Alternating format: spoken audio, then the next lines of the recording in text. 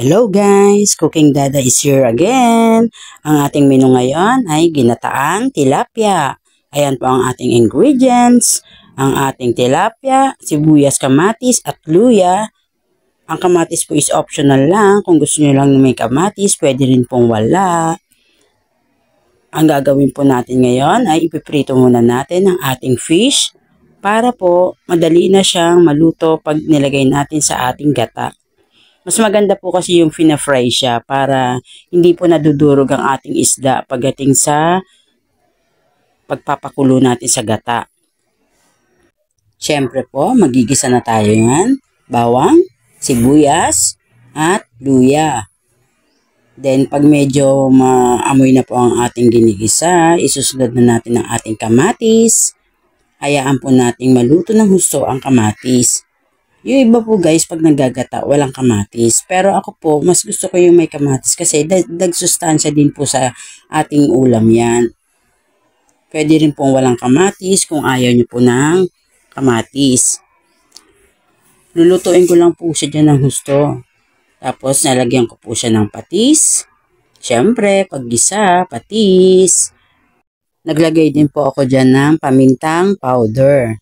Kayo na pong bahala kung gaano karaming paminta ilalagay nyo. Tansya-tansya na lang po tayo guys.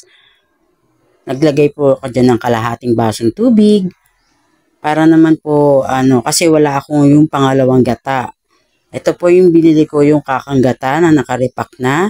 30 pesos po yung binili ko dyan. Kaya water na lang po yung pandagdag ko. Lagay lang po natin lahat dyan. Tapos pakukuluan lang po natin siya dyan. Naglagay din po ako dyan ng isang balot ng magic sarap. Pampalasa lang po para sa ating ulam. Wait lang po natin siya dyan kumulo. Ayan guys, kumukulo na siya.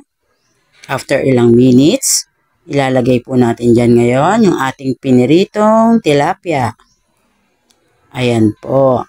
Diba guys, mas madaling lutuin na yan kasi naprito na natin siya. At saka pag kinain po natin yan mamaya is medyo crispy yung ating fish.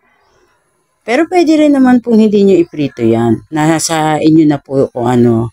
Kasi para nga naman yung iba, less sa mantika, dinire-diretso na po lang pagluto.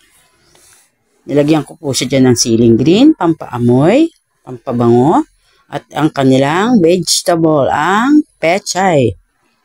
Antayin lang po natin maluto yung gulay dyan. Then, guys, it's done na po. Ready to serve na to guys. Kanin na lang ang kulang. At, syempre, extra rice.